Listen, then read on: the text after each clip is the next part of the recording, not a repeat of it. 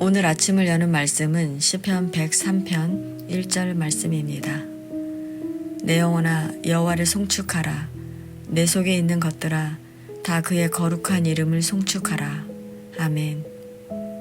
시편 103편은 다윗의 시로 다윗이 하나님을 찬양하겠다고 말하고 있습니다. 말씀을 통해 왜 우리가 하나님을 찬양하며 살아야 하는지 살펴보도록 하겠습니다. 본문은 내 영혼아 여호와를 송축하라 라고 시작합니다. 여기서 송축하라의 원형 바라크는 본래 무릎을 꿇다라는 의미입니다. 그러나 본문에서처럼 능동형으로 사용되면 복을 비는 것, 곧 축복하는 것을 의미합니다. 그러므로 1절은 내 영혼아 여호와를 축복하라는 말입니다. 그런데 인간이 하나님께 복을 주거나 하나님이 복을 받도록 기원할 수 있습니까? 없습니다. 인간이 하나님께 할 수 있는 것은 축복이 아니라 찬양입니다.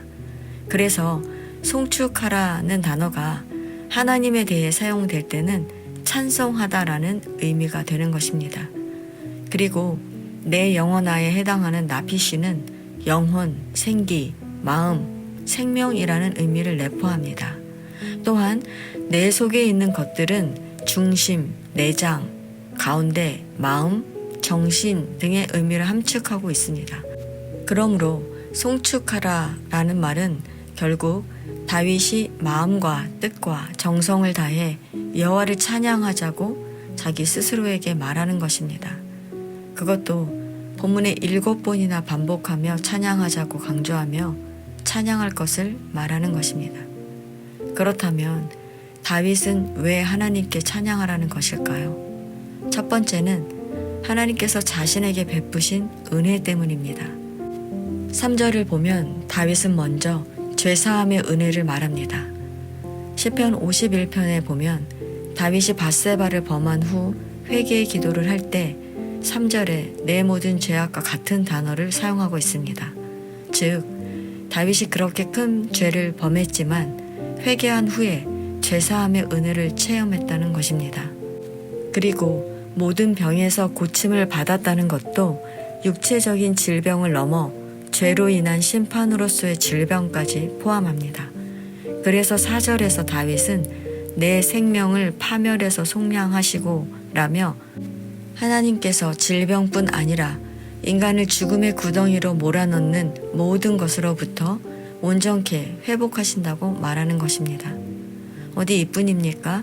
5절에서 다윗은 하나님이 인자와 긍휼로 관을 씌우시고 좋은 것으로 자신의 모든 소원을 만족하게 하사 독수리같이 새롭게 하신다고 말합니다. 이 말은 하나님께서 언제나 사랑으로 보호하시고 자신의 요구에 넘치도록 즉 최상의 것으로 채워주신다는 고백입니다.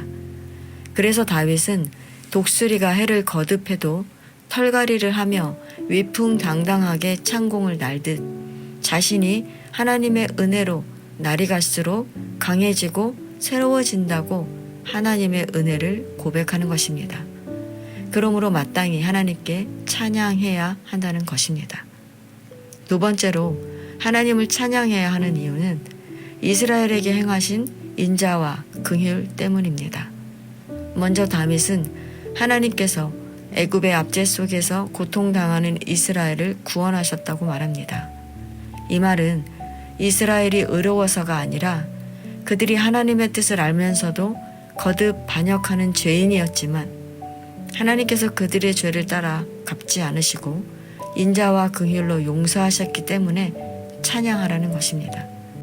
하나님은 죄에 대해 징계하시지만 항상 징계만 하지 않고 진노를 영원히 품지도 않으십니다.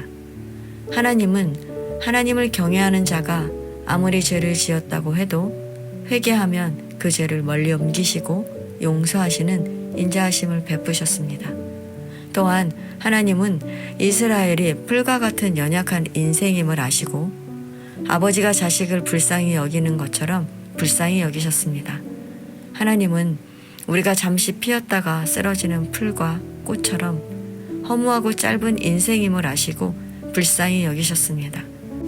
이렇게 죄인이자 연약한 인생이지만 하나님을 경외하는 이스라엘을 불쌍히 여기시는 하나님은 하늘에 좌정하시고 온 세상을 다스리시는 온 세상의 왕이십니다. 그래서 다윗은 우리의 왕 되신 하나님이 인자와 긍휼하시기 때문에 마땅히 하나님을 찬양해야 한다는 것입니다. 이러한 하나님의 인자와 긍휼은 하나님의 성품으로 성품은 이름에 담겨 있습니다. 그래서 다윗은 그의 거룩한 이름, 즉 이름 속에 담겨 있는 하나님의 인자와 긍휼하심 때문에 하나님을 찬양하라고 말하는 것입니다. 성도 여러분, 우리는 하나님께서 이렇게 인자와 긍휼을 베푸시는 분이라는 사실을 알고 있습니까? 이것을 알지 못하면 우리는 하나님을 찬양할 수 없습니다. 다윗은 그의 인생을 통해 측량할 수 없는 하나님의 인자와 긍휼을 경험했기 때문에 하나님을 찬양한다는 것입니다. 다윗은 마치 탕자가 자기 마음대로 살다가 처참한 몰골로 돌아왔을 때 다시 자식으로 품어주시는 아버지의 사랑을 느꼈던 것과 같은 헤아릴 수 없는 하나님의 인자와 긍휼을 경험했습니다. 그래서 다윗은 죄인인 자신을 버리지 않고 끝까지 품어주시는 하나님의 그 인자가 너무 커서 온 마음과 정성과 뜻을 다해 하나님을 높일 수밖에 없다는 것입니다. 시편 103편이 우리에게 말하고자 하는 것은 우리가 누구인지 우리가 범죄할지라도 하나님은 우리에게 인자와 긍휼을 포기하지 않는다는 것을 기억하라는 것입니다. 이러한 하나님의 인자와 긍휼은 십자가의 사랑을 시작으로 지금도 우리의 삶 매 순간에 나타납니다.